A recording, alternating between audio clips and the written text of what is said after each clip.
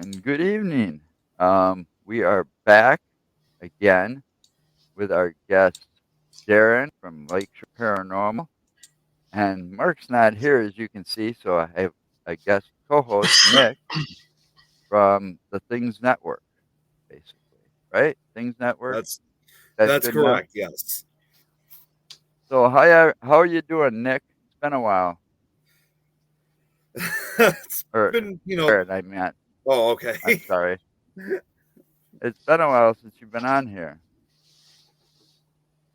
Darren. Oh yeah. What have you been up to since then? Um. Well, I have been actually not a whole lot, to be honest with you, because I recently had surgery in November, so I on my back. Um. Oh, But I'm just starting to get back out there. I did uh, a little session over there on the pier not too long ago. yeah, that'd be a little cold Yeah. this Yeah, time here of in year. Michigan, it was cold. I like to go down there every February and just to check out, this year there's not a whole lot of ice going on because of the warm ups and stuff, but every year is different. It's pretty interesting because I'm right here on the lake, the beach of Lake Michigan, kind of near Lake Michigan. Um, so yeah, that's always interesting, and I got some future investigations coming up. So what is the story behind the pier? Why did you go to a pier? I mean, I've heard of haunted houses, lighthouses, the places, cryptids being in Lake Michigan, but I've never heard anybody talk of a pier. Well, on my video, it explains that there's been numerous drownings on there. I've even personally known some friends that have drowned off the pier there, and on the beach right there. Uh, you just have to be very cautious. You know, anyone can fall in, and Lake Michigan waters right there are really choppy, and waves are a lot different in freshwater than they are in the ocean. So you get pulled under very quickly. Well, I would imagine I wouldn't want to. I wouldn't So want to go. I honestly don't even have a number of how many people have died there. There it, there's over 100. I don't know. There's not. I mean, I don't know. There could be So as you many as a you thousand. think there's something going on to make people jump off that pier, or Well, I mean, there's a lot of weird energy because there's a part where I mentioned something. There's a whole bunch of people that broke out in a fight there too, and it's just there's a lot of weird things going on there. I guess you could say. So oh, I yeah, guess if I ever get that way, I'm gonna have to yeah. check it But out. I mean, again, it's a place where people come to party and enjoy their summers. So things like that are going to happen. But at the same time, you got a lot of this history, and the town is old, 1800s, 1838 to be exact, Grand Haven. So it wasn't always a pier. The main one, the Grand Haven Pier, which is the red one, um, that one wasn't always a pier. It was a lighthouse back in the 1840s, and then they converted it into a pier later on when they wanted to extend the channel a little. Oh, interesting. So I Yeah. noticed, and we've talked about this one last time, and I remember this a little bit, but refresh us about that haunted hearse.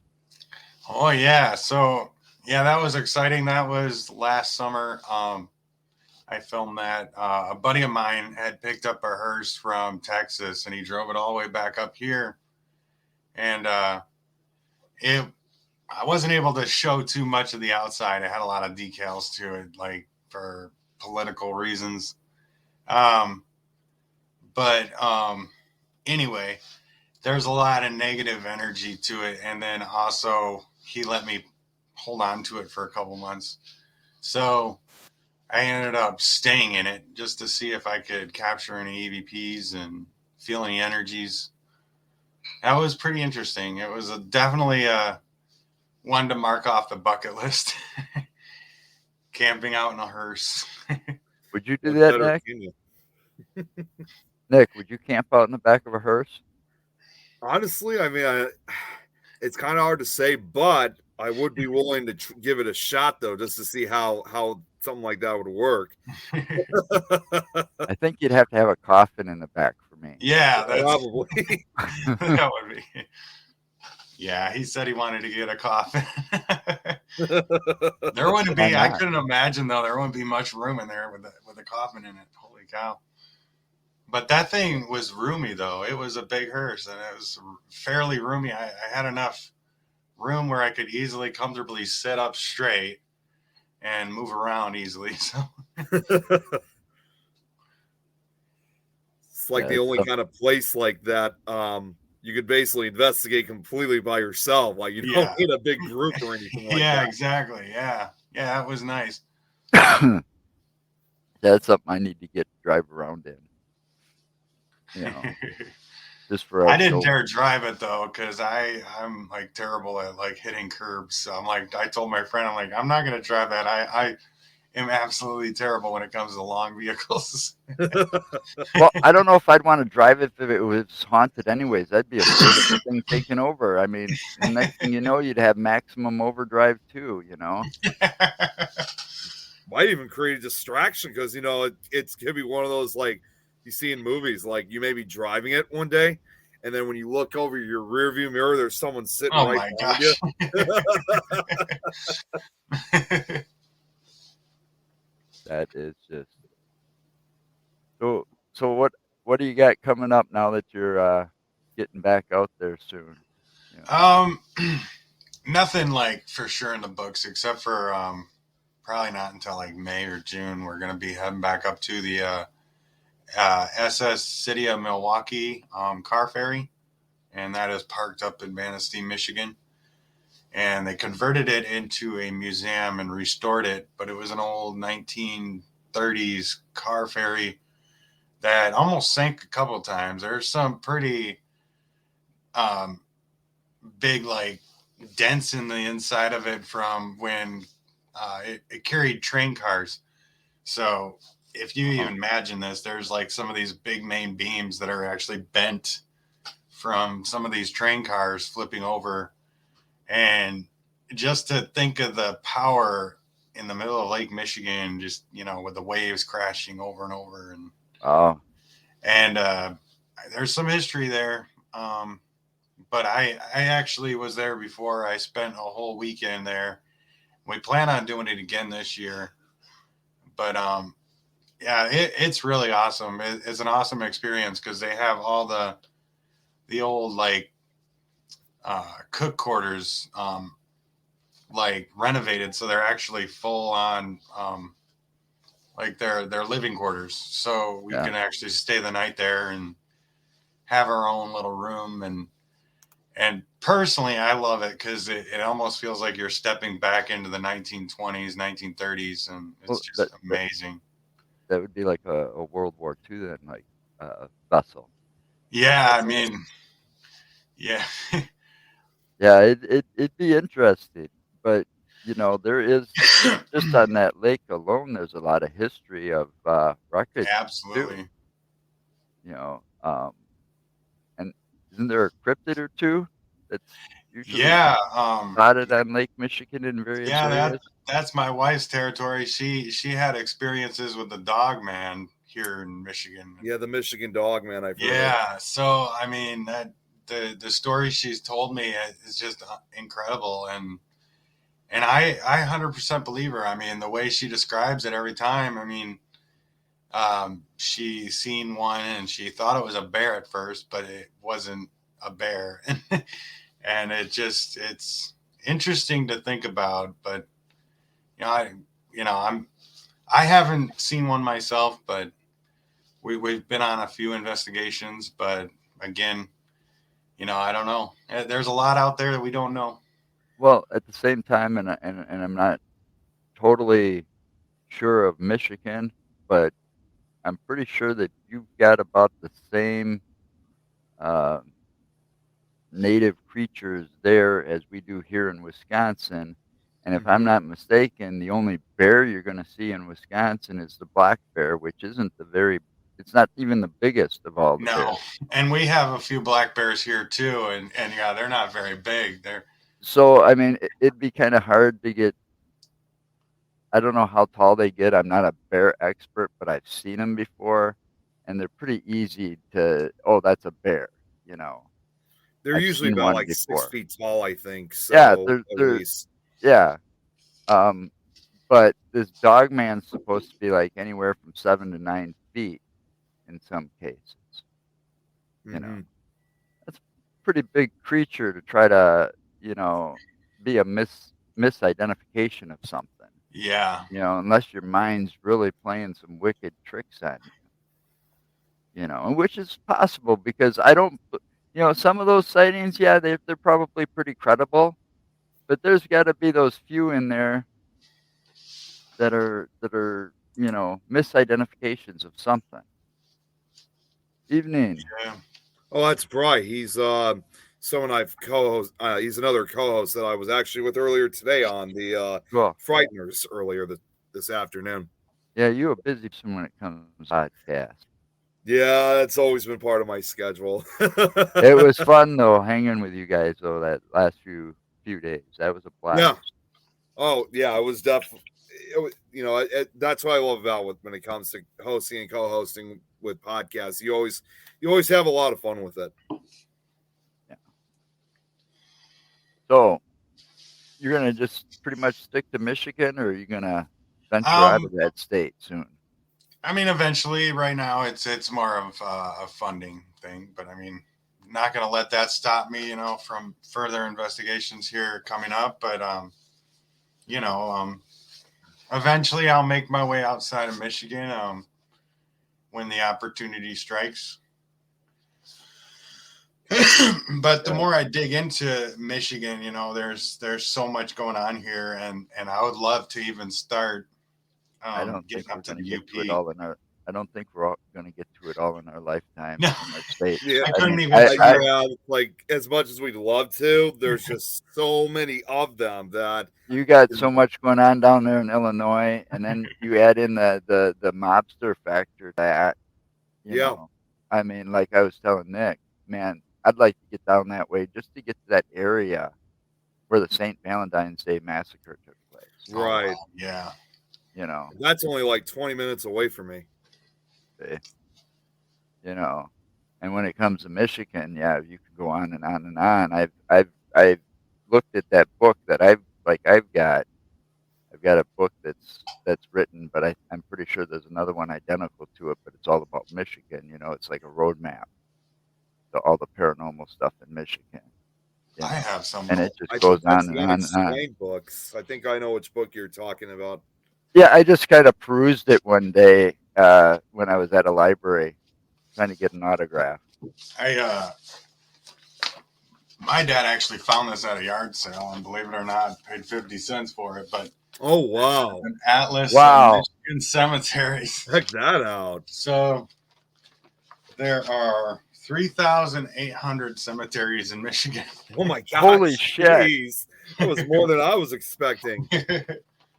So, and it goes by county to county, and I didn't think there'd be that many cemeteries in a single state. I didn't think so either. I thought maybe 300. I didn't think 3,000. No shit. Oh my gosh. I wonder what Wisconsin would say for that. I know. I was Illinois even. I don't even know that came from like one of a library or something. So someone must have had it. Wow, that's a fine one for Illinois. That's a rare find. I'm glad it got into my hands though. So it's a good use. Yeah, preserve it. Well, it makes you also wonder too, like not only like for our respective states of Illinois and Wisconsin, but then you kind of question which state out of the entire country has the most cemeteries. That is a good question. That is a very good question because that seems like a lot of cemeteries, and I've only probably scratched a tiny fraction of that. That's I've just probably only been to the surrounding counties. So I've only been at the ones that people already believe are haunted. Because yeah, I mean, they were in a I've been book to. somewhere. You know, but I don't even. I guess I've never realized how many. Because I live out in the country part of Wisconsin. I'm out in the middle of nowhere, and when we're going to another place, like into town or another county or something like that, and we're going a distance. I never really thought to sit back to count how many cemeteries we pass, you know, and I bet it's quite a few. Yeah, absolutely. It looks like they're dying to get in there, as Bryce said. Yeah. Says too, Ontario seems to be active as of late, which I'm Yeah, not surprised. Oh wow. yeah, Yeah, I I bet heard they have some history. we had. I can't remember who they were called, but we had a couple of paranormal groups from Canada, and one of them was from the Ontario area. And man, they had some stories to tell about some of the places up there. You Well, I know, would The believe it. I being from Michigan, it was weird when one of my EVPs kind of came back, and I have a little French in me too. So I mean, I heard French, and I mean, at first I kind of thought it was just gibberish, and then I'm like, wait a second, that does sound kind of like a word, and then come to find out it was French, and so then I'm trying to think. I mean, this was an old cemetery and old farm cemetery from the mid 1800s. And I'm trying to think, why would somebody be speaking French there? And come to find out, there was a lot of French settlers around this area that came from Canada. So Well, that if you was it, think about it, oh, I'm pretty sorry, go ahead, Darren. interesting Sorry. to figure that out, through an EVP. It was putting two to two together. It was awesome. If you think about it, though, too, if you look back into our country's history before, the formation of especially the Midwestern states, parts of the Midwest actually was considered Canadian territory at that time. Oh yeah, So, and absolutely. I'm sure much like, how they have French Canada up north, I wouldn't be surprised if there were French Canadians here living here at one point before the United States was really ever formed. Yeah, right. that's I true. mean, consider it. I mean, you go back far enough, people, we're all aliens to Yeah. the United States. You know, I mean, it was the Native Americans that were here first. Mm-hmm. You know, and then First you it consider was, how Canada is bordered the way it is. You know, no big ocean to cross to get here, like most of our ancestors probably had to do. You know, I'm sure they migrated south at some point and came down and tried to settle here or there or wherever. So it's not surprising. None of that right. surprising. I mean, if you look at it again, before the formation of the U.S., I mean, our country essentially was like three different ones because northern side, I mean, you had New England side on the east, northern part of the country was Canadian territory, then the southwestern southern area was Mexican territory. Wow. Right. Yeah. Yeah. And I sit there and forgot about the Mexican bordering us Yeah, Yeah. too. I mean, My it's wife so, was she went down to visit her sister in Texas, and she had a chance to go visit one of the hotels down there that was abandoned right on the border, and there was a lot of history with one of the sheriffs who would actually uh, help with the immigrants coming in. I guess I don't know. I guess in a way he was a little evil because he would kill people that would come in and hang them, and there was just oh a lot of wow. dark history oh there. So man, I'm like, wow. yeah. Sounds like the power of the badge went to the head. Yeah.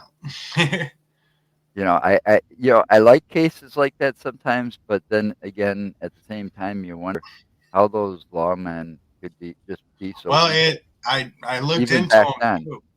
I looked into him too, and they still said he was like almost a hero. They're basically still Oh calling him a jeez. hero, Well, and they do that a lot. Yeah, they do.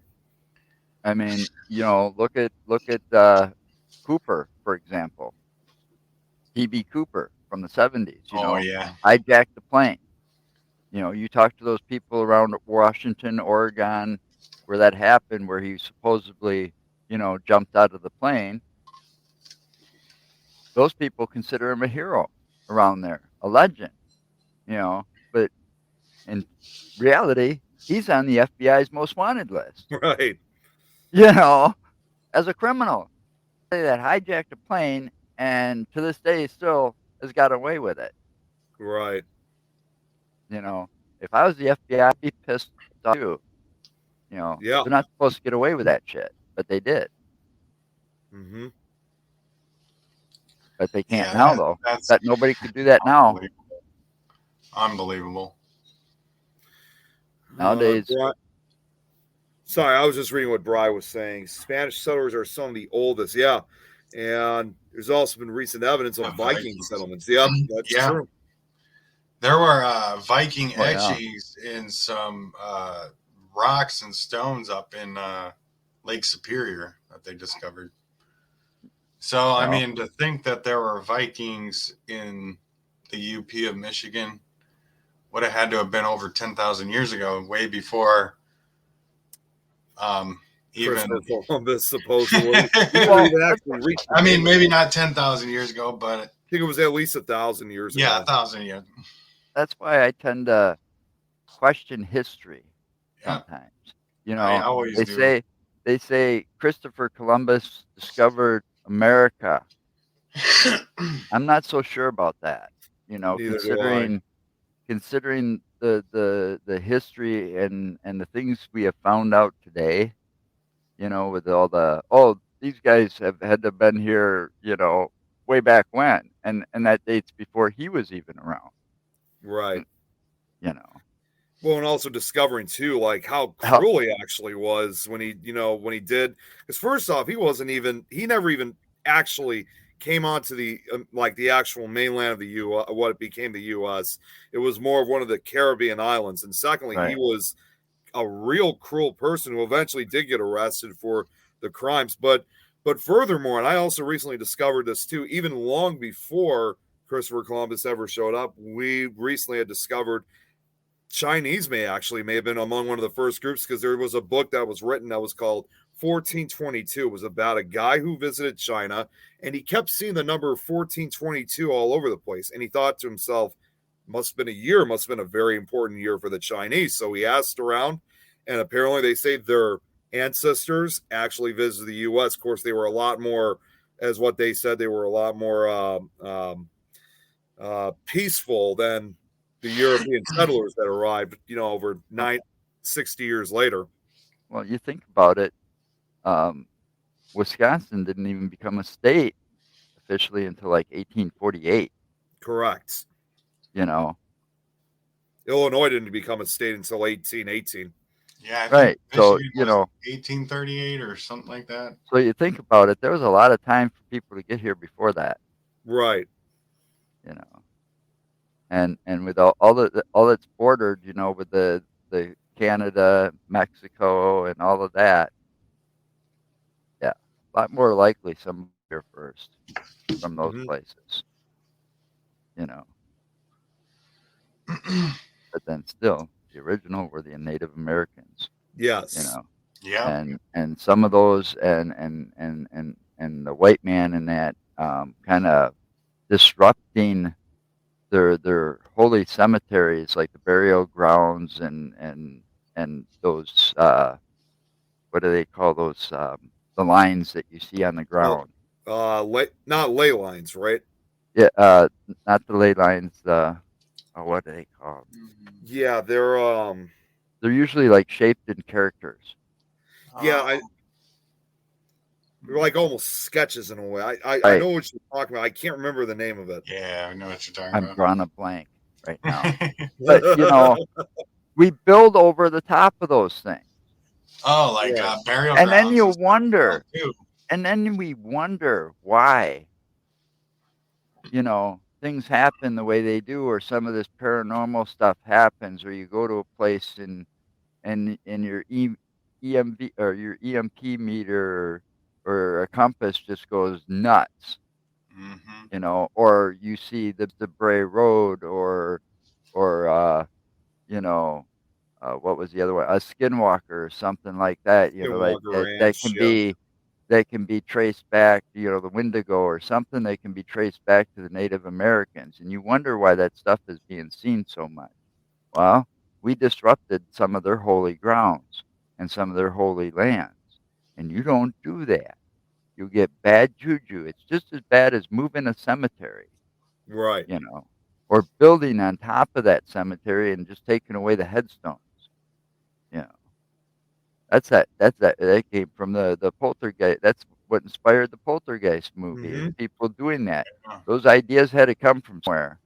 I'll bet you somebody did that somewhere in the desert areas like that, and they were having some weird shit happening in their house. There actually is a location that they base it off. That's Cheeseman Park in Colorado. It was once a cemetery, which, of course, back in the 1800s, they did separate them, by race, religion, that kind of thing. And there was a guy who, maybe not necessarily like you see in the film, in the Poltergeist films, but I can't remember his name, but he became notorious for what he did. He ended up purchasing child-sized coffins instead of like full adult coffins, like for the adults who passed away.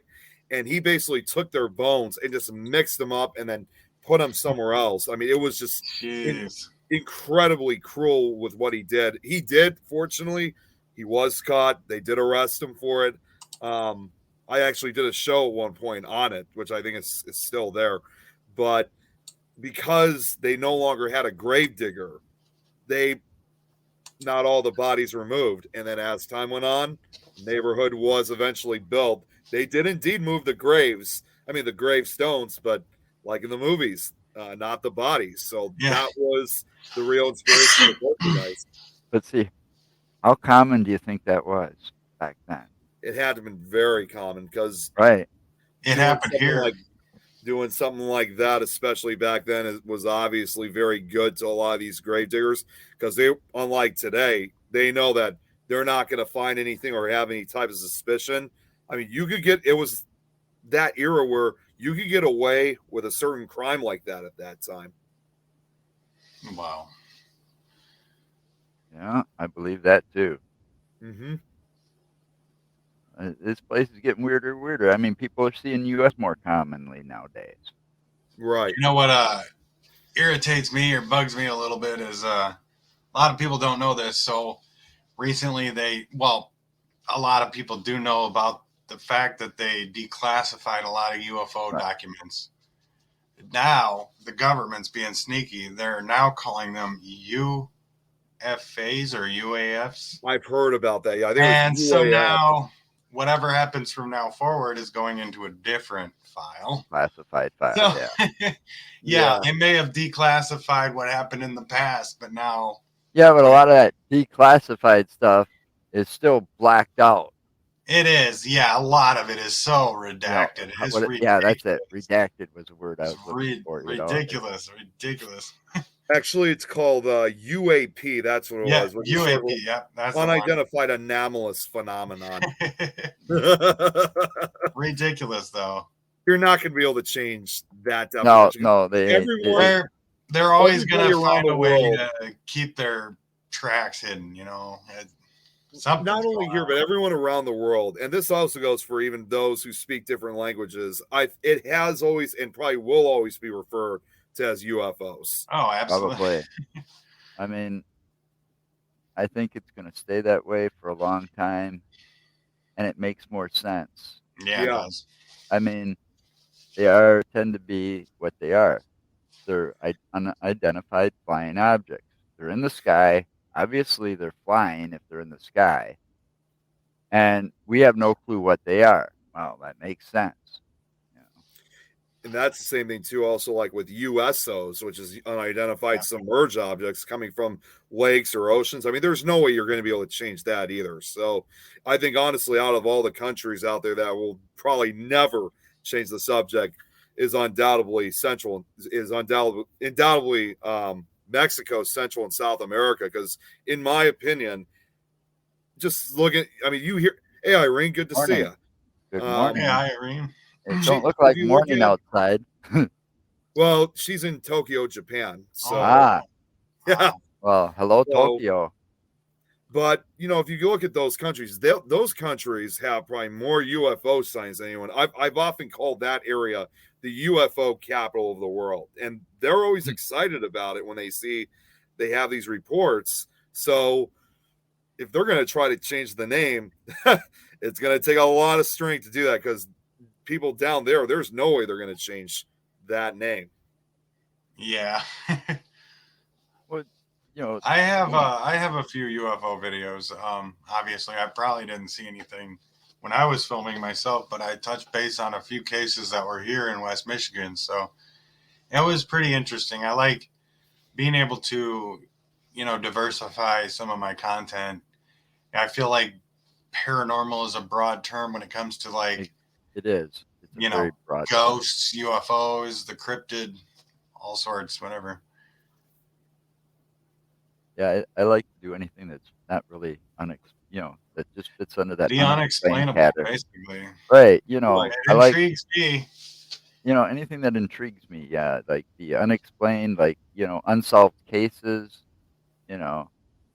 or the conspiracy theories. And I'm I've talking been the getting safe into ones. those.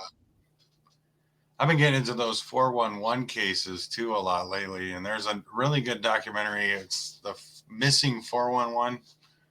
I don't know if you're on. I think it's on. I don't know. It might be on Amazon Prime or. The name does sound familiar. It's on one of Yeah, them. But I yeah, heard of it. Missing 411. That's a really good one. It's about the disappearances in like the state parks and people going missing without any trace, absolutely I no heard trace. something about that show recently. Yeah. That's just odd, in a way, like,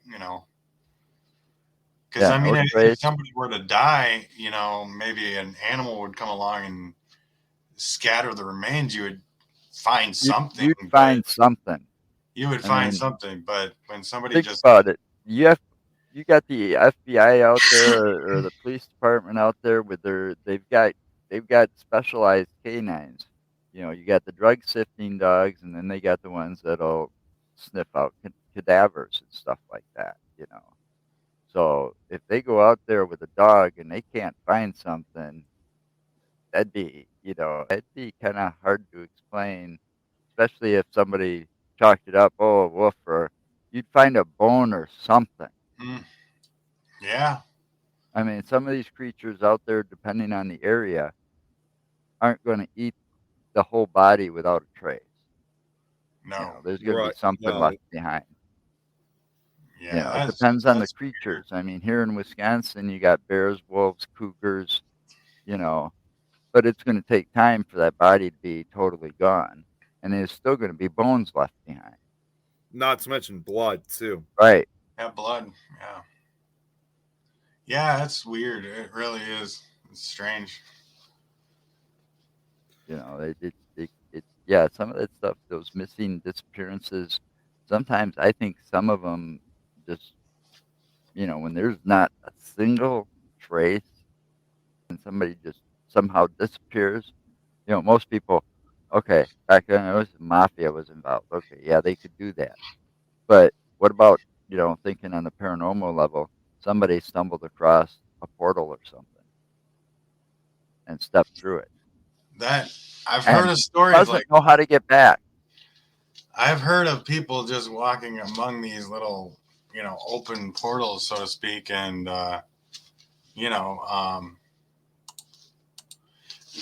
seeing like a doorway to a different dimension or a different world in the middle of the woods. So I mean, I don't know. It's possible, but you never know. Well, they got that. The question is, if you were to stumble upon one, would you go through it? I don't know. I couldn't answer that until I stumbled upon it, I guess. Yeah, that's true. I mean, Hey, Jacqueline. Joe, you're getting quite some of the viewers, because I know each of these viewers who are watching, they're from the UK, and like I said, Irene's from Japan, so oh wow, kind of cool to see like people from overseas watching. awesome. That's awesome. And then they got that. They got what, there's a forest somewhere that people actually have Yeah, gone missing. Aokigahara Forest, or better known as the Suicide Forest, on the base of Mount Fuji. That forest there, I wouldn't want to walk into. I don't think I would either. I'm very sensitive I'm an empath, so I'm very sensitive when it comes to like emotions. Right. The emotion side of the spiritual activity, that's where I'd probably draw the line, because I don't want to go in there thinking, well, maybe something's going to attach to me and then maybe I want to kill myself, or, They say it's the second most popular place in the world to commit suicide after San Yeah. Francisco's Golden Gate Bridge. Yeah, And not only that, but to this day, not only are the suicides still going on, but furthermore, they're still finding bodies there to this day. that is just weird. I mean, it's strange, but it's sad, and it's just They got signs basically posted all over the place, like Yeah. both in Japanese and English. To just simple message of life is precious. Think of your family. That's been going on for at least since the 1950s, but I'm sure it's probably gone longer than that. Wow. Suicide Waterfall. There's a couple movies I that never heard of that one. They did a couple movies. I forget the name of them, but we just watched. My wife and I just watched one that was based off of that. It was pretty good, actually. But it's just unbelievable. I know it's Hollywood, but but that place is real, and it's just pretty strange to think about and sad, really. It's also known to be eerily quiet. I mean, there's not even that much animal life in that area. Like it is just silent. I mean, it's almost like, as I would put it, because I've seen a few videos of people going to that forest. It's like you're kind of hearing almost the sound of death, almost, because there's no wildlife, there's no birds. It's just, and it's always. Yeah, that would. I mean, some people may see it as the perfect place to investigate, but at the same time, though, there's a lot of negative energy, especially with the so-called Yuri, which is the Japanese term for angry ghost. So it's also probably an area that not only that would attach to you, but they'd be those kind of entities that's what I would worry about. Essentially their territory. You go in, they're going to attack you, or maybe. I feel like when there's suicide involved, I don't know. When YouTube sometimes weird about that word, but I get on Facebook. But when that's involved, I feel like it opens a doorway or opens something to a negative entity almost, or they can come in. So I couldn't imagine that place having nothing but negativity around, or sadness, or I don't know if I'd want to go there, and I wouldn't probably make it more than 5 minutes in there without wanting to just. I mean, just like any forest, too, it's easy to get lost. Put into it. I mean, you approach a forest. If I approach a forest, I expect to hear the wildlife. Right. I'm going there to listen for the music, and the music's nature. Hi, babe.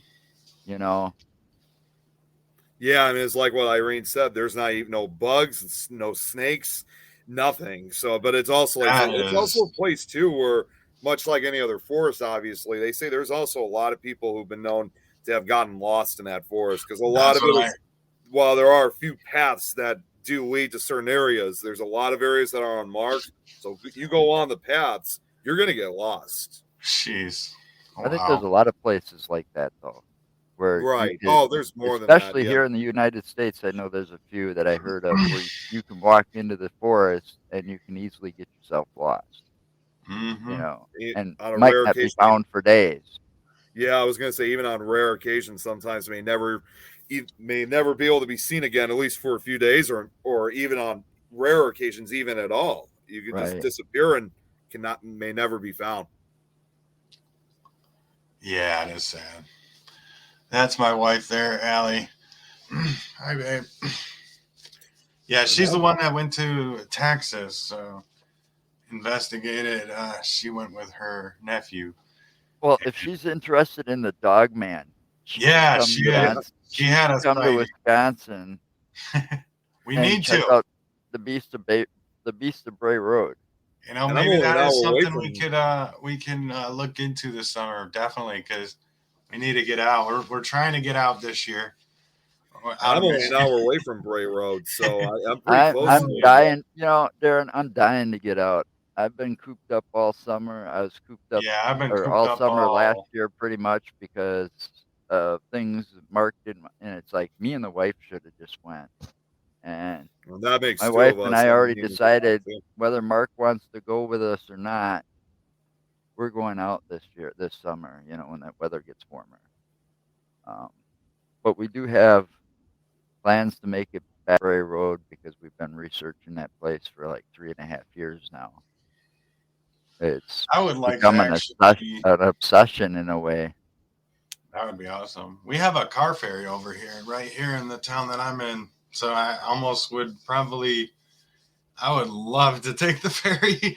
I have a fascination with boats, so if it gives me a chance to go through Lake Michigan, I will take that chance. I didn't go onto a ferry for the first time until what was it, 2-3 years ago was the first time that we drove onto a ferry with our car, and it was cool. I got out, you know, had a bunch of bikers behind us, so I started talking to those guys first, and got my That's camera awesome. out, started filming, hoping to see something, cool, but nothing. No Just a lot of monster, water. just water. Yeah, few ducks. But it I've was never cool as been on a hell. ferry. Yeah, neither have I. Yeah, we have one here, and then it goes to Wisconsin. I think I'm not Yeah, sure exactly where. yeah, that's the one I want to go on once, just to go to Michigan. Yeah, it comes Do it. right here in Muskegon, Right. so that's where I'm at. But I think you have to go downtown, and then I'm not sure how much the tickets are. I think, probably Well, the can't one be I as took, bad as driving. So the one I took was the Merrimack Ferry in Wisconsin. It goes across the Merrimack River or something like that, or Wisconsin River or whatever it is. I had to use it. It was kind of a shortcut to get to where my son was getting married at. It was fun. An experience, and that's I do it awesome. just to go to Michigan That's because awesome. that'd be a better drive than having to go through Ohio Oh, and absolutely, yeah. all that other shit come up. What would be? I'd have to go through Indiana too Oh, to come yeah, up. Indiana. Right.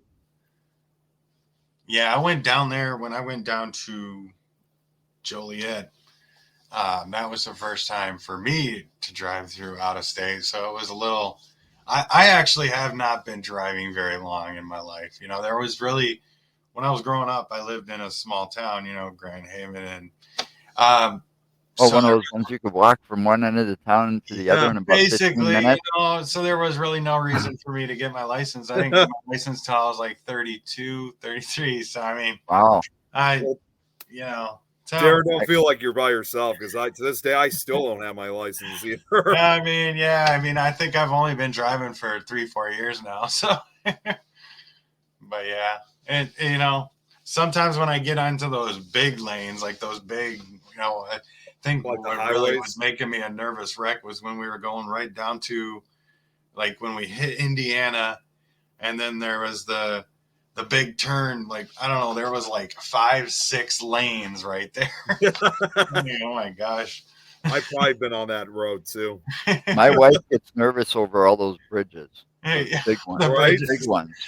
Yeah. The bridges you see down, like if you were in Milwaukee, Wisconsin, that were Oh, like really geez, yeah. high, and there's a Oh, the bunch big, of yeah, tall. They don't think she would like Mackinac then. or the big ones that you see down when you go to, like, from here we go to like Iowa, and there's some big ones in Iowa that go across the Mississippi River, Yep. Oh, I've yeah. been on those ones. Yep. and she can't stand those. And it's like, I don't have a problem with those. I have a problem with, I just don't want to get stuck on the ones that the drawbridges. The drawbridges. Oh my Drawbridges, gosh, we yeah. got one here that gets We've got a stuck few of them all up the north. time. It gets stuck all the time. It's like it'll go up and then it'll get stuck, and then you're sitting there in traffic for about 3 hours. Wait till you get over here, Nick. What Bryce said. I start driving again. I'd have to be like Bandit and say, okay, let's see if I can jump it. Oh my gosh. I got Daredevil. Yeah, I'd have a fear of getting caught on that sucker, as Oh it my was gosh. rising, Yeah. and they weren't paying attention there in the switch house or whatever it's called, the control tower. But yeah, I don't mind them. I think they're to watch, to sit back and watch because around here they've got the big old, they do them for the big old tugboats and stuff that they have that go through and Mhm. stuff. Yeah. But they're like way up north, from me, like up and around the Green Bay area. That's where you see them here.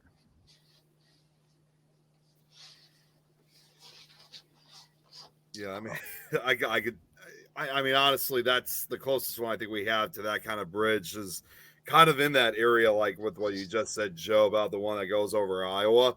So I think that's the closest we got over here. We don't really have those kind of bridges in the Chicago area, but I know we do have them throughout the state.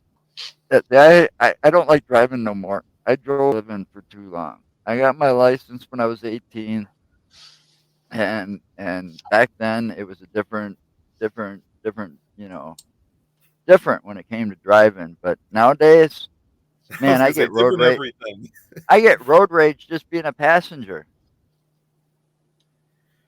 Bryce says You most of know, our tilt bridges are redundant now. Wow. Jeez. oh, Oh yeah, my wife said I've been to Prairie Road. It's a very small road, but it's very interesting to be Yeah, there. it's only yeah. like Well, if you come here and you contact me, I'll get you to a place that's not Bray Road. Well, That I'm sure isn't Bray there's Road. more sightings other than just Bray Road. That's oh what yeah. I'm thinking. Well, there's a property that sits adjacent to Bray Road. Okay, Oh wow. and there is a guy out there from Caps. I'm going to give him a shout out. He knows I'll do it if I ever talk about this. He dubbed the place the Skinwalker Ranch of Wisconsin. Wow. When we got to this property, we were just expecting stories of the dog man and evidence of a possible dog man. Okay, that's all we were expecting. We got a lot more than what we bargained for. Wow. Okay. Um, we were out there for our first overnight investigation early last year, I believe it was. Um, we were with a gentleman that I consider our mentor. His name's Dale Kazmarek. Who's a And native here in Chicago. so it wasn't just and I. This guy that's been doing it since the 70s was along with us. And we pretty much got chased off the property that night. And we were trying to stay because most of the pictures we saw from the trail cameras that are set up and rotated throughout that property by the owner are triggered with the shots that are extremely interesting and unexplainable right in that early sunrise hours, 5, 6 o'clock in the morning in the summertime when the sun's rising, right around that time. You get the good triggers and some of the good pictures. That was the most common hour. We couldn't make it. We got chased off the property. Wow. And what I mean by that is the most damaging thing that can, besides rain, that can happen to your equipment is the moisture from fog. And we had fog roll in so thick and so fast that we had to go. And by the time we were done packing up and just sweeping the area with flashlights to make sure we didn't leave anything in the ground, Wow. the fog was gone Wow. just as fast as it came in. And that happened right after Dale had a tablet hooked up as a thermal camera. And so he had a bigger screen, about a 10-inch screen to look at. And he caught an upright thermal figure in the cornfield that ran adjacent to this property. And then we lost it. And after we lost it, while we were doing all of this and trying to find it again, Mark Mark was out on the property walking alongside the cornfield, and he had a camera and stuff with him. He came back and he told us there something was following him in the cornfield. Up there, when we lost it, you can hear us on camera saying we think it followed. Oh, wow. Okay. But we did get an upright thermal imager, bipedal figure in the cornfield. Holy cow. And we estimated it to be at least 7 feet. Wow. But it was we'll a strange definitely have night. to get out that way. Yeah. Well, he's had he was telling us stories about until the DNR told him to stop doing this. He would the owner of the property would pick up roadkill deer and put it on his property in certain locations. And he showed us this spot where he found a deer propped in between like two trees, where you got two trees and they're like this close together, right? Oh, wow. And he said this deer was laying out in the middle of the field, but somehow it was drugged and put here. And the only way that could be, there was no way anything could drag that and put it between those trees. Whatever did it had to lift it up to the higher point of where it spread and dropped it in. That was the only way to get it to where it was. Yeah, I remember that story. Wow. Good night, Bry. He said he's heading out. Have a good night, Bry. Good night. Bye. Take care. No, it's pretty late out in the UK right now, so it's as I can't remember, it was either him or Jack when he said it's like 2:00 in the morning over there. They're usually about 5 hours ahead of us, so probably going on midnight, I think. Yeah. Midnight 1. Yeah. Yeah. It depends on where you're at. Yeah. We're right in the Of course, central it's morning in location Japan time. for Eileen. Yeah. Oh my gosh. Yeah, we're an hour ahead of Joe, I think. Yeah, you're a hour ahead. Yeah, it's probably like almost going on 9 o'clock. 9, yeah. 9. Yeah, it's getting close to 8:00 8 over here. Yes. So and I actually did have a question. This is actually something, and this is regards to something involving Michigan. Darren, have you gone to the Michigan Paracon yet in the past? I mean, have you gone there yet? Or I have not. I've been trying to get up that way. I really have. This past year has been a little tough financially. I'm not trying to, jinx anything for the future, but I'm just trying to get back on my feet this year. So I'm definitely going to make an effort to try to get to one of them, because I know there's a couple. There's the mid Michigan Paracon. Yeah, there's that over one at too. They usually do that at the mill, but the one I've been trying to get up to is the one in Sault Ste. Marie, which is That's the big the one. I was there That's last like the year. big main one. Oh, it I've is. been trying to get there. If you're able to go, because I was there last year, it is incredibly. Oh, I'm man. hoping to go. I'm hoping to go back again this year. It's on my bucket list. It's on my bucket list. I've never been there yet. I'm still a good 8 hours away, so Michigan's a big state. So I mean, it's tough because I still have an SUV. So I mean, gas is crazy right now. That'd almost be cheaper to fly up there. Yeah, I don't do that no more either. Yeah, I mean, it's become now one of my favorite Paracons. Or at least rent a car, maybe. Yeah, I'm too tall for them planes. I sit in them planes. They tend to put me in these seats, and then my legs tend to cramp up real bad. Those things are so uncomfortable. I haven't been on a plane since. I'd be more comfortable driving or riding in an RV or something. Yeah, that would be nice. Shoot. We actually do have an RV. Only problem is, I'll be touring all over if I had an RV. I want to get one. An RV. Only problem is the RV that we have. It's like from 1987. Oh my gosh! And my dad had said even when we first bought it, he did not trust it going no more than 100 miles with it. Yeah. Yeah, I don't know if I'd want to. I see some of that's why I see some of those for sale. Some of those old ones from the 80s or something. Oh, it's for sale, cheap. Yeah. what's wrong with it. You know, I mean, I want to be able to go to those places where we'd have to rent a motel, and so this way it saves us the hotel cost. You Right. know, by just having the parking lot or whatever, just pull over in for the night. You know, cops are going to respect you. Hey, I'm too tired to drive, man. I'm taking a break. You know, I mean, we're not hurting anybody, Better be safe than sorry. right? But I mean, after what Mark did to us, that son of a bitch, we went to Far Our School and the Buddy Holly crash site with Dale Kazmarek last year, I think it was, or the year before. This trip was all planned out, and it's like, Mark, got to book us a hotel.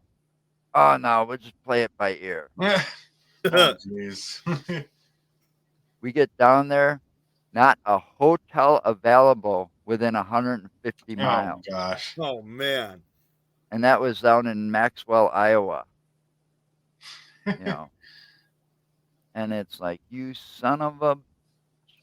So he ended up driving back all night, and we found a hotel that was 8 miles away from where we were at the time. And we had to pay, a pretty penny for a shitty Oh, room. excuse me. Oh my gosh. Yeah, they had some kind of fishing competition going on along the Mississippi River. So it was a There's pain a in the place ass. up here. There's a few places that are on my bucket list, and a few of them are just right here in Michigan. But one of them is an old bed and breakfast up here in Traverse City, and they're right on the lake.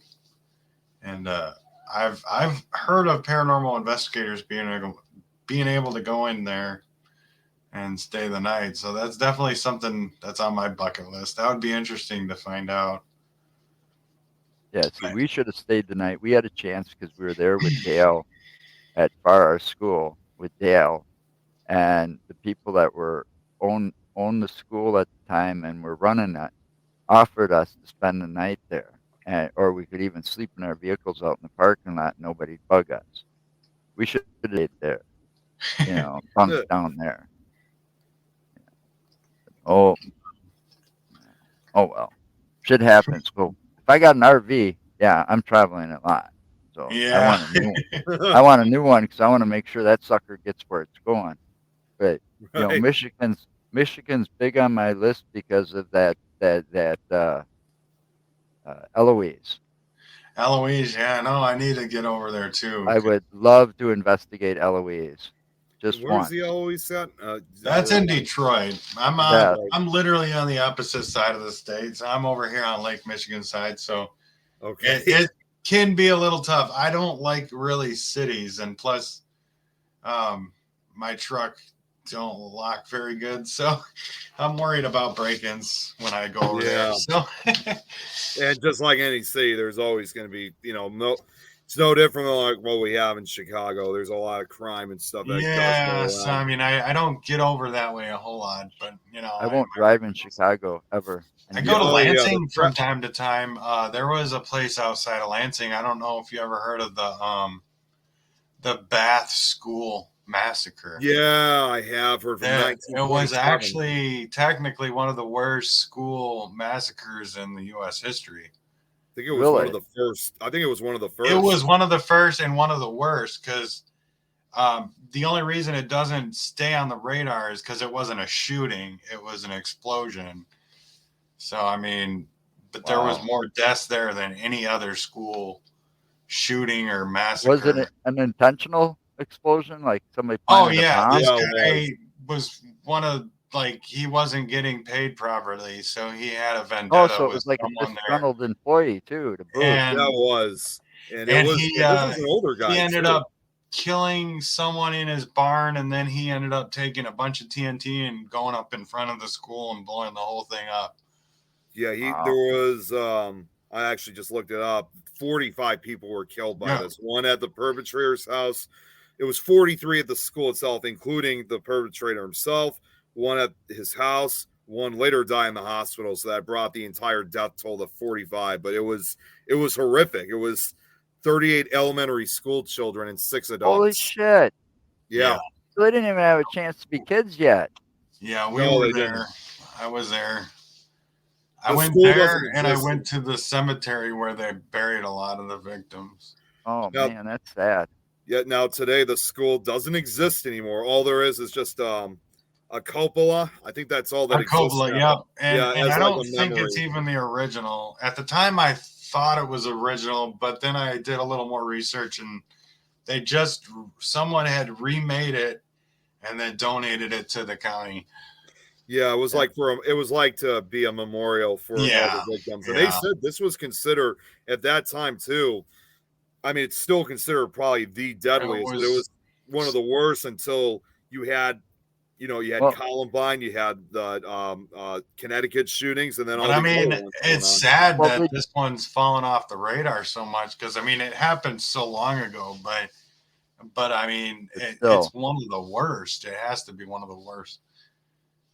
yeah, it would, and the thing is, a lot of those people, they have a bad thing like that happen in their small little town, their small little community. They got to do whatever they can to kind of get rid of that bad taste in their mouth, you know. Mm-hmm. For instance, like we've got that here in Wisconsin. We've got this place that, and I want to go. You kind of got to investigate the whole town, but the best place is the cemeteries to go to. I Um, agree. in this town, okay. Um, but Ed Gein, Yeah, Ed Gein. all Oh, right, wow. he was from Plainsville, Wisconsin. Mm-hmm. Okay, they burnt his house down to the ground. There's nothing there but a vacant lot That's what I heard. Yep. today. That was one of the The places hardware store I is still there where he check took out. his that he murdered the one and only victim supposedly, that woman that worked at the hardware store. That's still there, but it's been remodeled several times, it looks like, over the years, of course. But they don't like to talk about it there a lot, and they don't like you snooping around a lot. So you got to get permission and be very careful up there. But I got somebody that's been there before that's supposed to take me up there this next time. They forgot to notify me last time, and I hate that when that happens. Wow. Yeah. But people get into a rush or it's a last minute thing, and all of a sudden people are, they forget to call. But yeah, I want to go up there and check it out. But the cemeteries, the two cemeteries, he's in an unmarked grave up there in one of them, Oh, wow. and it's the one that he robbed a lot. But he Right. robbed from both of them, though. I mean, and look at all the movies, the characters that were based on this guy alone. Yeah, which became some of the most notorious horror films, especially like Texas Chainsaw Massacre, Yeah. Leatherface. Leatherface, and then Silence of Yep. the Lambs, and And Psycho. Texas Chainsaw Massacre, Leatherface was based partly on him. Mm-hmm. Psycho. Psycho, yeah. And then Yeah, even a Silence whole of the bunch. Lambs with Yeah. Buffalo Anthony Bill. Hopkins. Oh my They gosh. eventually made a movie about a dramatization movie of Ed Gein himself. So they're Endgame, yeah, that was actually a pretty decent movie, but yeah, that's crazy. Yeah, that's one of those places that's on my bucket list, big time. I got a little bit of a fascination with serial killers. My mom me started too. that one. We got My it. mom started that because she looked at me one day and said I looked like Charles Manson. Yeah, I was over just here in driving her. Chicago, we got a few, I was just driving her to notorious the serial doctor's killers here office, too. and she says, "You look like Charles Manson." It's like, "Thanks a lot, Mom." And then I've got this thing for the mob. Mobsters and the mob and the mafia, Mm-hmm. because I'm like Italian, so Me I've always too. been fascinated with it. So I've always been fascinated with that, and being so close to the Chicago area, with Al Capone and all of that down there, and during Prohibition, Mm-hmm. and some of that history floods up this way a little bit. It But does. not I was as gonna much say as it down in floods that up Chicago here. area. Yeah, it was not just Chicago. I mean, he in the case with Al Capone, he really spread his influence my throughout wife and I. basically like the northern parts of the Oh, state. that's So it right. wasn't just Illinois. Right. He was, as I would put it, he was really a guy who was if I could put it in some best way to say, he was basically a gangster who really had control over the city and beyond. Like no other gang member or gangster in any part of these areas' histories had someone as controlling as Capone was. If you know anything about Al Capone, my wife's not too far away from the remains or the grounds of the Yellow Motel, which basically was a hotel where he pretty much owned. He had pretty much free reign to do whatever he wanted, whatever criminal activity he wanted there. Some even speculated he buried bodies out there. Yeah. So I mean, we've gone there a few times. There's a lot of weird energy there. Reports of red glowing eyes. We've gotten a lot of things ourselves. On that road, I had captured headlights, and there was a lot of reports of phantom cars and Model Ts, and we seen a Model T, but we only seen the headlights. But they're just there, it wasn't. We seen it on the dirt road there, but they weren't coming closer. They weren't going farther. It was away. like they were parked. Yeah, basically. It's that's incredible experience.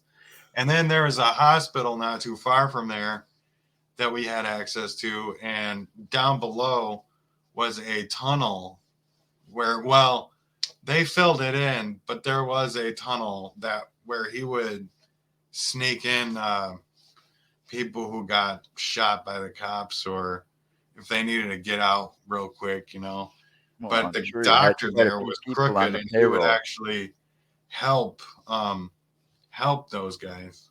Right. So if they got shot by the cops, they would go there and get stitched up and then sneak out the back. That was brilliant, though, if you think about it. Yeah. He probably had a lot of people on the payroll, and that's how that tunnel got built.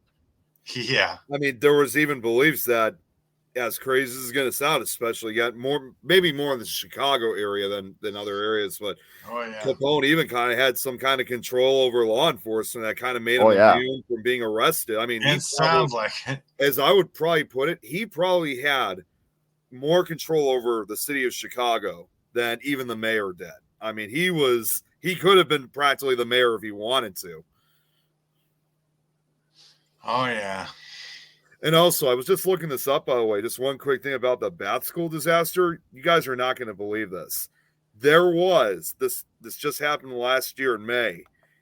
There was actually a survivor that was still alive from the Bath School. It says on May 1st of last year, weeks short of the disaster's 95th anniversary, Irene Dunham, the last Bath School student survivor from the time of the disaster, sadly, she passed away. She was 114 years old. Holy shit. Wow. Yeah. Wow. She was I still didn't alive. even think anyone... Now, can you imagine, like, the story? I'm sure even at that age, she probably remembered that almost clear as yesterday. Oh, I couldn't imagine. You just imagine the stories she could tell you. Well, and also all the years that she's lived, and she's watched all, I'm sure she's heard about all these, school shootings and stuff like that. And I'm sure there's no doubt in my mind she was probably thinking, this is just like what happened almost 100 years ago. I mean, it definitely has to be bringing back horrific memories. Yeah, it'd be a trigger. Wow. Watching that stuff on the news, that'd be a trigger for somebody like that. I'm sure back in 1927, I'm sure even back then people were thinking, let's hope something like this never, ever happens again. Unfortunately, it has happened before. I mean, maybe not as bombings like the one in 27, but very similar situations. So what was something that they were hoping that would never happen again? It's still happening now. We're still dealing with that almost 100 years later. We can't seem to learn from our own history. Right. Sometimes. Exactly. And it's sad, because if we could learn from our own history, this world would be a much better place. It would. Oh my God. And so there was this whole thing with the AI thing, and I already can see it happening now. And mark my words, slavery is going to happen all over again. Yeah. We're going to end up having robots that are going to help us out. Eventually, they're going to get too intelligent. They're going to want to rebel. And they're going to want to tell us that we're just that whole thought scares the hell out of me. And that's just history repeating itself over and over again, man. Because Just that different. is solely possible. You know, I mean, you look at some of these devices they've got now.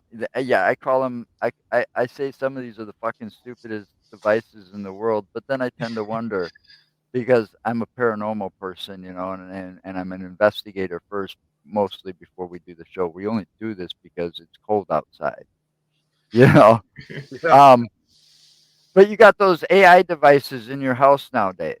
You know, Oh yeah, the Google thing, the Alexa Alexa. thing, I don't have and an Alexa. I don't like those but things. but anyway, I never will.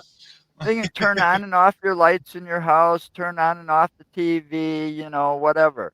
Okay, give you the daily news.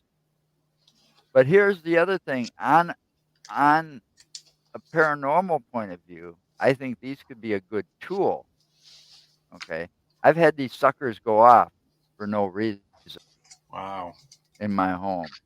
Nobody said nothing. It's totally quiet, you know, and the TV's not any of these loud enough to set any of these things off, and they'll just go off out of the blue, you know. But to think that they're making the artificial intelligence robots, that Yeah, scares the hell out of me. I know. And that is. they're supposed to be able to learn Oh, as time goes on. Well, That's like that's what that I'm saying. movie. There's a lot of these like new ideas for people to get these robots coming out and to help people. I mean, what eventually going to say that they're going to say, hey, enough is enough? You know, it's just like history repeating itself again. Well, if you Well, look recently, there was that movie Megan that came out that kind of did deal with that type of scenario. Because in this case here, you have, someone out there building a certain robot, in this case for kids, that is supposed to be playful. It's something that's supposed to, pretty much benefit humanity, especially for the future of children. And then as time goes on, all of a sudden, this once called playful robot doll suddenly turns on you and starts well, becoming this murderous doll. yeah. Yeah, that's just it. That's taking it too far. I I know. really Yeah. think. I mean, it's like this right here. It says, "Gone to the store not Wow. far from where I live, and they actually have a robot working for them." You know, that's bullshit. That's taking money out of somebody's pocket. That just took Yep. a job away from That is. somebody. That's like them damn self checkout at those stores Yeah. where you have to check yourself out. You know, I go there, I can get an employee discount for doing that. You You know, know, the I don't thing get about paid to those do self that. checkouts, that was my job when I was in high school. So it's like seeing that is just weird because it was Well, like Well, it's when an I was in high insult. school, that was my job. And Yeah, now it doesn't even exist. I and I deal one with of that my every day. I first work at a jobs was at grocery a store. Walmart. I worked at the very first Walmart in Madison, and that was one of the things I did. I was a cashier. You know, you take away those jobs from people, and some of those were elderly people trying to supplement their income. Right. If you ever noticed, and I Yep. mean, not all elderly people should have to be door greeters either. You know, I've seen some of them people, some of them women and stuff out there in their 80s, and they're in better shape than a guy in their 60s. Right. You know, Mm-hmm. I mean, they don't want to sit there and be a door greeter. They want to sit there and do something. You know, be the person cashing people, checking people out. But you put in all those self checkouts, you're gonna get you're taking away people's jobs, and then you want to know why inflation's so bad. Well, these stores are being stupid, and they're putting in these self checkouts, and Yep. now their theft rate has gone way up because they're trusting some of these shoplifters to fucking check themselves out. Yeah. We got that over in our Oh, we grocery got store too. cameras all over the place, right over the top of those. They can't get away with this bullshit. They find a way. Hey, Josh, you just tuned in. Good to see you, Josh. I mean, Hey, I Yeah, think hello, it's the Josh. biggest mistake they ever made. I know. You know, I really do. I mean, they might think that it's cutting costs and saving them money, But how much money did it actually cost them to put them fucking things in the first place? Right. Yeah. And now compare that to maybe a year or two of what it would have cost them to have an employee in there that that would have been they're starting dedicated to do that. because they wanted to supplement their income because Social Security doesn't pay you a lot, you know.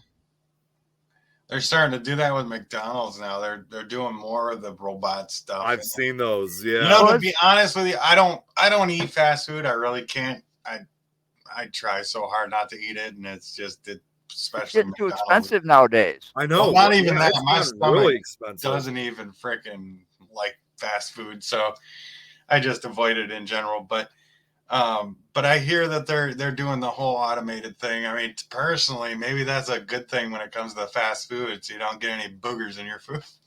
Right. Well, it's also some of these kids tend to think the reason they're doing it is some of these kids nowadays they think that they're too good for McDonald's. Oh, jeez. You know? You got to start somewhere. You got to get some experience. That's how I think. I mean, I get you got to the get whole some thing, work ethic somehow. It's a good, it's a good training job because if you start taking away these easy jobs, where does that leave you in the workforce for beginners? I don't know. You're gonna suddenly you have this gap between all the easy work being taken over by AIs. Suddenly, then every job is going to be tough. Mm-hmm. And then where do we go from there? I mean, you're going to have to be a genius just to get a job. Oh, that's like you gotta have a college degree to work on a car nowadays. Oh, geez, yeah. Oh man. I mean, look at all the shit that they put in those cars over the years. You know, I mean, that's the same. Now with electric cars, they're gonna just need, instead of mechanics, electricians. Back in the 70s, the cars that I had back in the 70s, man, I could work on. You know, and I was no mechanic, but I could fix just about anything in one of those cars from the 70s. It was pretty simple. Nowadays, I don't know a fucking thing about a damn car. Yeah. Yeah. You know, I hear they don't even have carburetors on the damn things nowadays. You know, you open up the engine, you're looking for the car, no air filter, no carburetor. What the fuck? You know, and then you can't even fit inside the engine compartment to work on the goddamn thing because they've got all that crap in there and it just barely fits inside there. You know, you could actually, back in my day, you could actually climb inside the engine compartment and work on the fucking thing. You know, and be able to get to the whole engine or just really easily slide underneath and do it. It's all computerized. Nowadays, you have to take half of it apart just to get to change the valve cover gaskets or something, even if they even have valve covers anymore. You know, I don't know. But yeah, it's gotten bad. Technology is a scary thing. It's moving way too fast. It seems like these past 5 years or couple years, it just seems like it's going quick now. It's moving quick, and I feel like it's going to get quicker and quicker. Well, yeah, I mean it's and the stuff's getting and you'd think it would be getting more expensive, but it's getting a lot cheaper.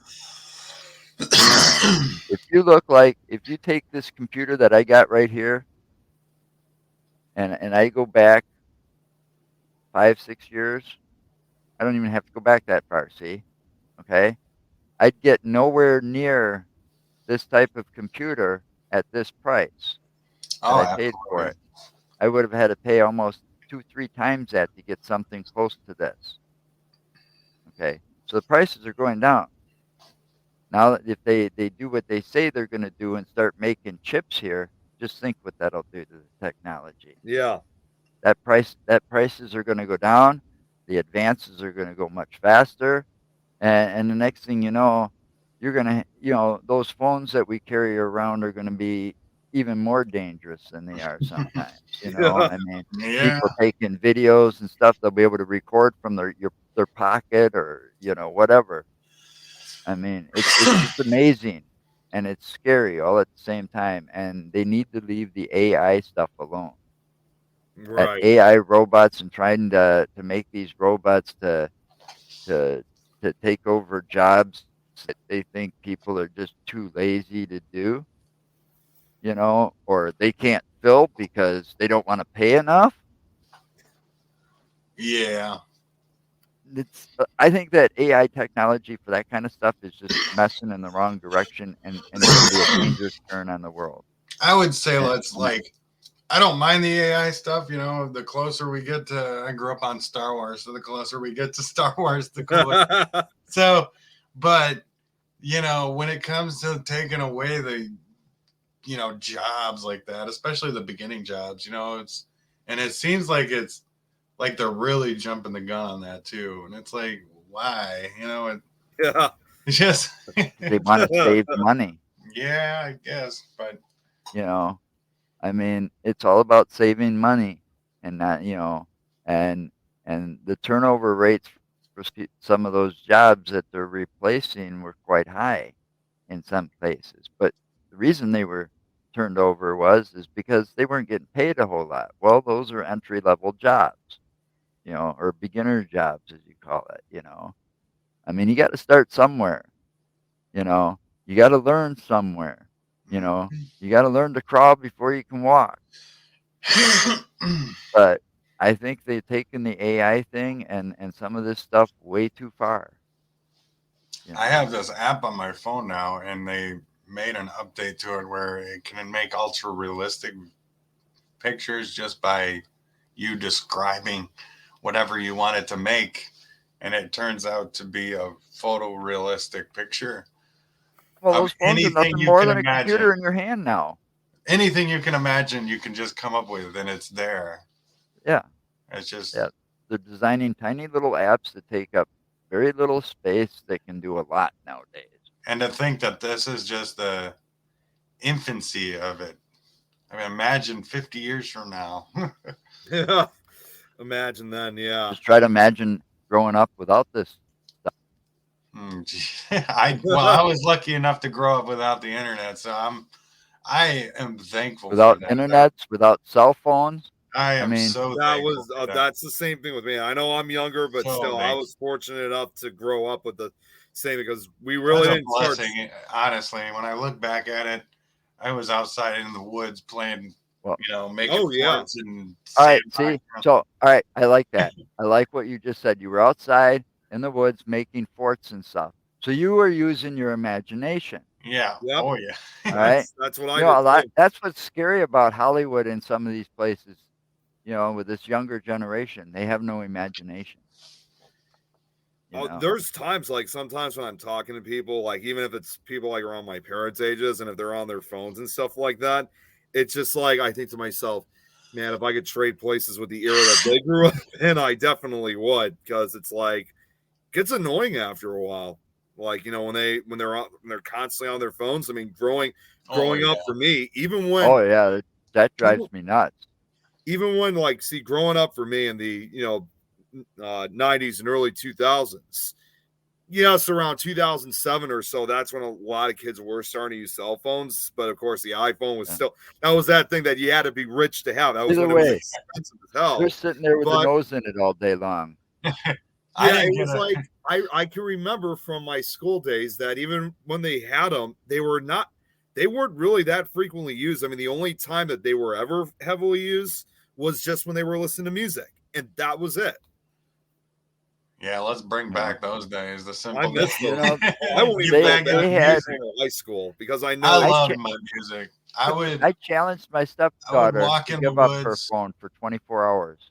I would walk in the woods with a Discman, literally just like, one of those compact players where you play a CD. And kind of like a Walkman, but a little advanced. I grew up with the Walkman. I remember when the first Walkman came out. Wow. Oh, man. I had the best of both worlds. I grew up, my whole childhood was in the 90s, so. Yep. Me too. But now you can have this little player. Now you got this little device where you can fit thousands of songs on, and it's not necessarily a phone, but then it's that little MP3 players. Remember those? Yeah. Oh, yep. I think I had one Oh of those. yeah. Yep. You could also put those in your car, and some of them, and dial them into the right radio station so that you could hear them through the car stereo. Yep. I love those things. I miss Josh. having one. 70s, 80s, baby here. Yeah. Yeah, well, that's when I grew up in the 70s and the 80s. I graduated high school in 1985. Okay. So, I often yeah. said if I had graduated like high school and became an adult earlier, I think things would have still been just fine. Because some people only say, "Well, that was just because you were in school and stuff." No, I don't think it would have mattered basically. So when you look at all You these never decades, know. but yeah, but at the same time, it's like look I keep back. I mean, saying with all these different decades, those were truly the days. I keep saying some of these kids would never survive growing up when I did. I mean, they Right. can't give up their phones. I challenged my stepdaughter to give up her phone, turn it off for Yeah. 24 hours. 3 hours later, she had it back on. Oh man. She couldn't even last, 12 half the time. Oh my gosh, I could just I'd be busy often. Me, I do artwork, so I mean, like, just if I had a chance to get off my phone, I'll go do something else. I have one. I have one. See, I have one. I have a cell phone. Yeah. But it sits next to me most of the time, and half the time it doesn't even go with me. Because I care less. I'm not going to sit in a restaurant, and that annoys the hell out of me too. Oh, You're sitting yeah. in a Right. restaurant, especially a nice restaurant like a steakhouse, and they're sitting there with their nose in their phone going like this, or watching a video in the restaurant on the restaurant's Wi-Fi. Oh my gosh. I hate that. I do. You're No. supposed to be there to visit with family if you're out to eat, not sit there and visit with your friends on your cell phone. You do that 24/7 as it is. It's a wonder half these kids ever sleep. Yeah, I can go on and on like this. I'm an old man. I was born when there was payphones and you had to keep change in your pocket in case you needed a ride home. Yeah, that's how I was. I had to have at least 25 cents for the pay Oh, phone. damn right. Some of these kids nowadays, they see a payphone. I don't think they'd know how to use it. Yeah. But then later in the 90s, they had the call collect. So I'd just be like, did, yeah. Did they really? Yeah, you would ask the other person on the other line if they'll accept the charge.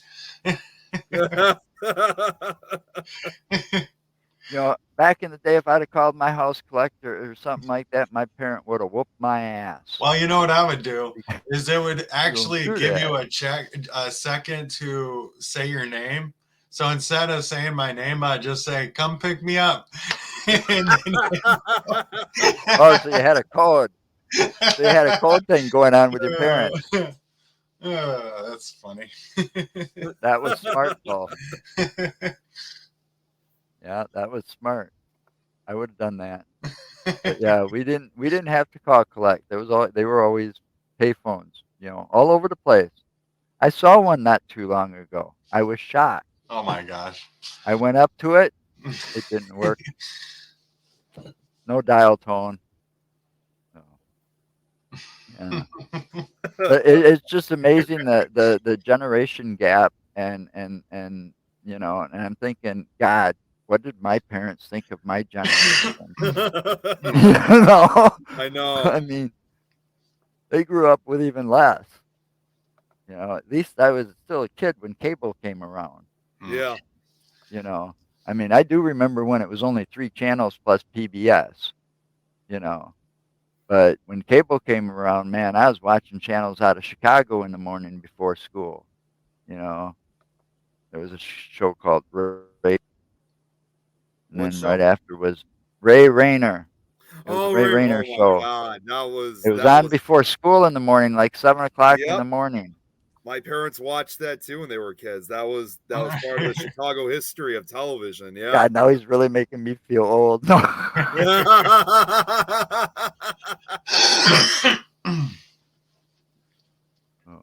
Well, anyway, Darren, I guess people can find you on your Facebook page, Yeah, me or under Lakeshore Lakeshore Paranormal Paranormal, or Lakeshore Productions TV.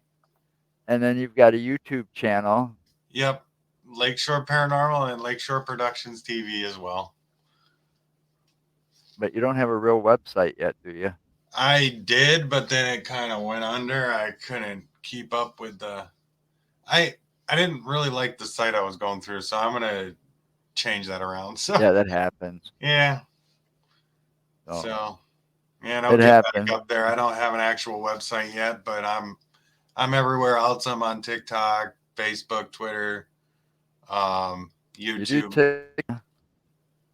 I do a lot of the on my I'm spare still not time. I sure do what that like is. special effects makeup. So I've been doing the mask stuff. So I make. Oh, that'd be kind of cool. Yeah, I'll I have make to check. masks and. I'll have to check into that one.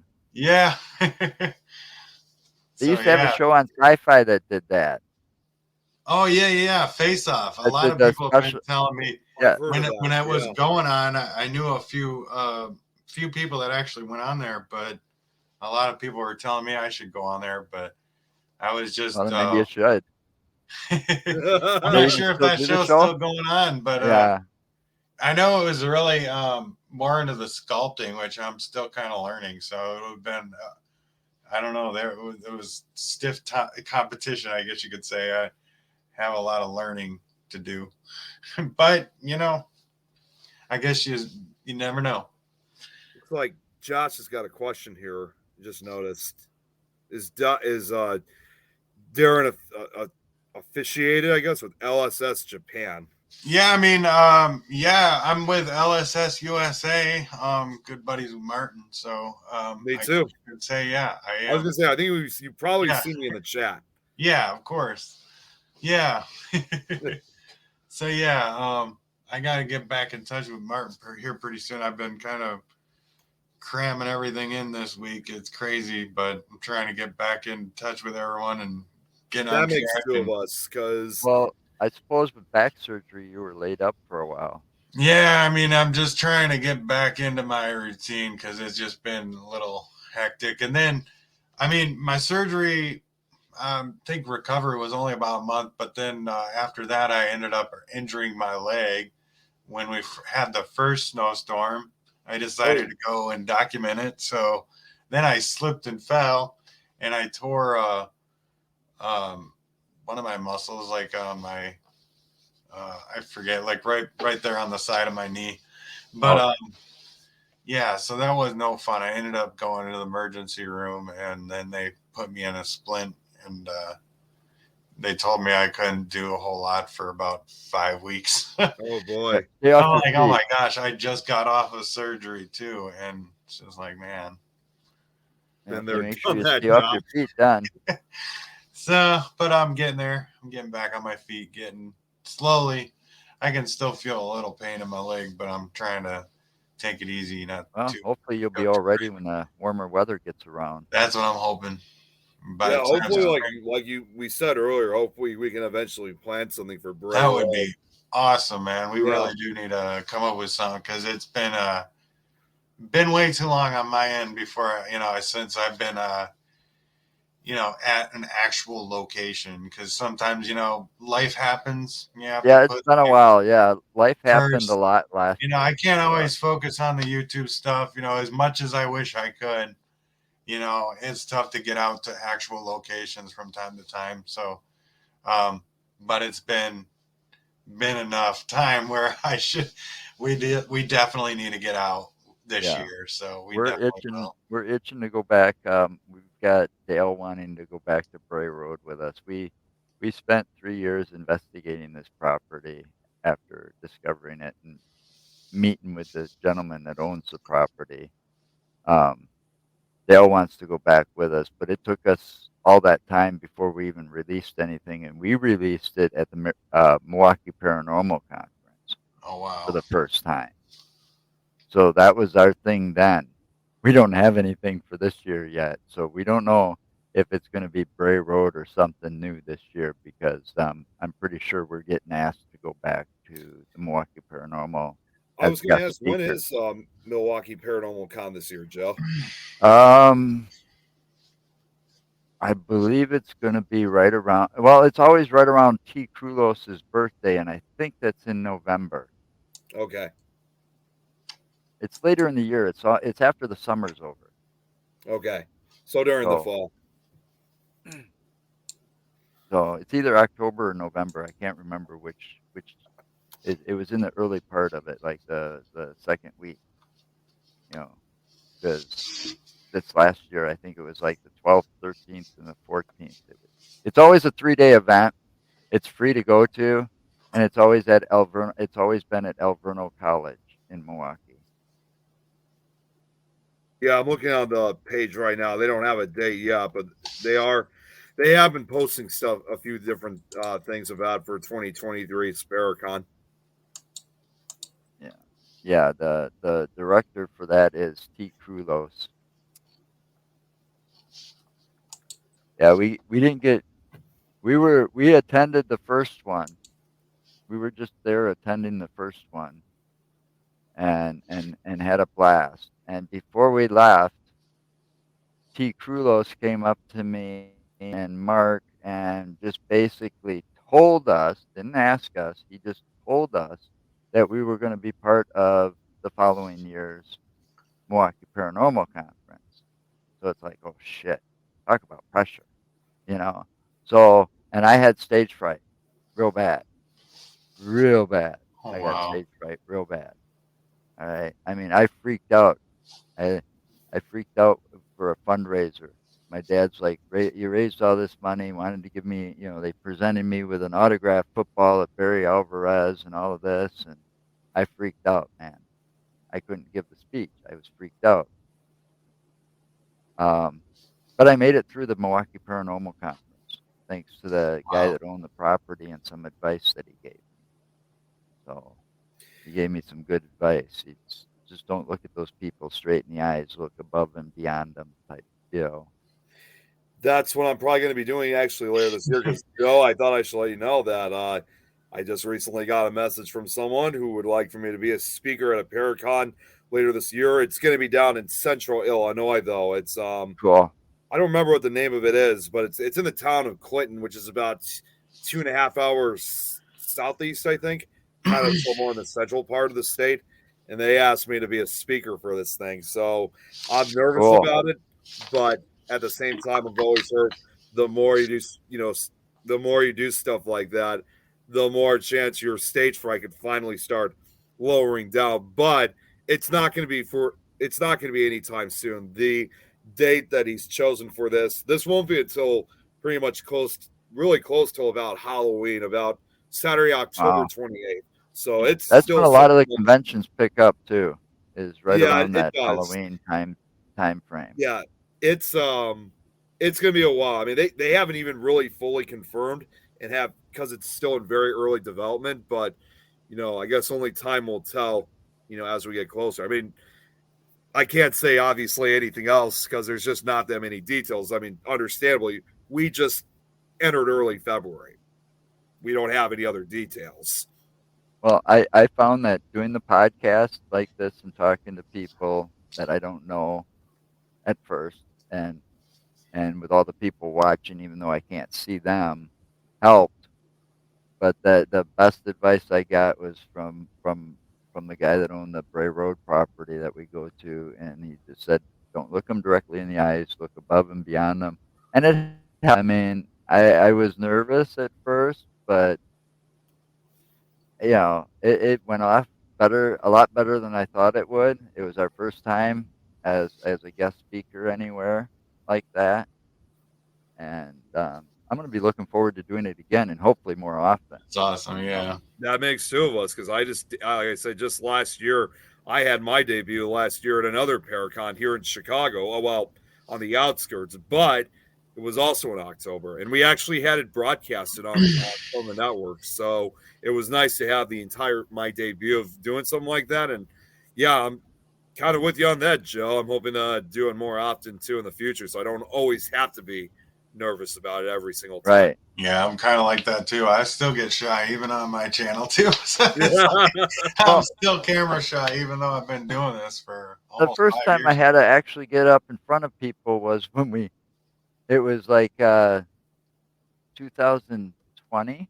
What was it? Hold on, 2000, or no, yeah, it was, yeah, 2020. Um, we actually had to get up and give an acceptance speech in 2020 because we won a Wisconsin Podcast Award from the Wisconsin Podcast Association. So we won an award for our podcast, which was cool as hell. That's awesome. But that was probably the most nervous point because I didn't have Lee's advice then, and I wish I did back then because that might have went a lot better than it did. Yeah. But yeah, I got the advice from him, and I loved I thanked him for it because he was also our guest on our show that day because we broadcasted our show live from the college, which was cool as hell because I was nervous about that, even pulling that off. That was a first. And then my daughter got married like 2 weeks later, so walking down the aisle and giving her away and all of that made me nervous because all eyes are going to be on her, and when you're doing the father-daughter dance, all eyes are on that. And it's like, shit, I don't like all eyes on me, but they're on her. That's what I had to kept thinking. That was another piece of advice. Just think that all eyes are on her, and it's like, okay, I'm just a shadow here. Yeah. I don't. So That's a piece of advice for like when you're going to do a speaker, because this is what I did for my debut. Is I actually practiced a few times before I did the real thing. So I did it like twice before I did my speaking at the Chicago Paracon last year. yeah, we didn't really have a script. Right. And getting Mark to trying to do a script for something like that was like, yeah, trying to pull teeth from it wasn't going to happen. But we tend to fly by the seat of our pants, and it works more for us, I guess, because of the chemistry we've had. I've known Mark for about 25 plus years now, something like that. Oh, but when we started doing this was fun. Yeah. And we got to wrap it up because I'm getting tired and I got to eat. And we're past the hour mark. So. Way past the hour mark. Yeah, but that's okay. It happens. Yeah, that's all right. Darren, thank you. As long as you're having fun with it. And good luck with your back. I hope you continue yeah. to heal. It'll get heal. Better. It already pretty much healed. It wasn't any like bone surgery or anything. It was them getting I don't know, it's called lipoma. It's just like almost a bunch of fat buildup and almost more like on the muscles and the bones. Yeah, and they had to take it out. Yikes. Still rough though. It was still a rough surgery. And yes, Josh, you're absolutely right. He makes a good point. He says it's important to have a topic and a good host in podcasts. Yeah. That's true. Yeah. I know about that. Darren, I'm piss people off. After when we get off, I'm actually going to send you Joe, if you wanted to, I'll send you. There's actually a Wigga page about that survivor of the bat school disaster. Oh, wow. I'm going to send it. It actually has photos of her, like when she was younger to the time that she passed away. And there's also an interview. And you know what's even more amazing? Because since you live in Michigan, she was she still is even after her death. She was the oldest verified resident in the state of Michigan. Wow. I mean, 114 it's years amazing. old. People are living a lot longer than they used to. Yeah, she and her brother actually was still alive until he passed away 2 years ago. He lived till September of 2021 and lived to the age of 102. And Irene actually continued driving until she was 106. That's amazing. Holy cow. There's a lot amazing. more information. I'll have to send it to you guys, but it's just driving Miss Daisy there. Yeah, born 1907. lived till May of 2020, and she lived her entire life in Michigan. So she was born in Bath, and she died in Lansing. And at the time of the Bath school disaster, she was older than the other kids, but she was 19 years old at that time when it happened. Wow. So, especially an age like that, there's no doubt in my mind that prior to her She death, was going to remember. Yeah, and she was she going to was. I remember mean, it would have quite a been lot different more than. when it comes to such disasters and tragedies. If it was like happening to like a very like little kid, like 4 years old, I've always said those type of survivors would have been too young when the event occurred, but too old to remember it. Well, But I in think this I case, also think that they're at that age. I think that their body has that built-in defense mechanism where they would automatically block a tragic event like that out, right, so that they don't exactly. remember it. You Well, know.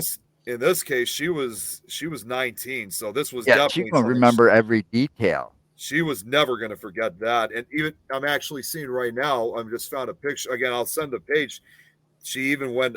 She was among one of those who actually got the COVID shot. So they even photographed her picture when she got her shot of COVID shot. So she basically was going through everything. Oh, Wow. sounds like Amazing. she was still, out there,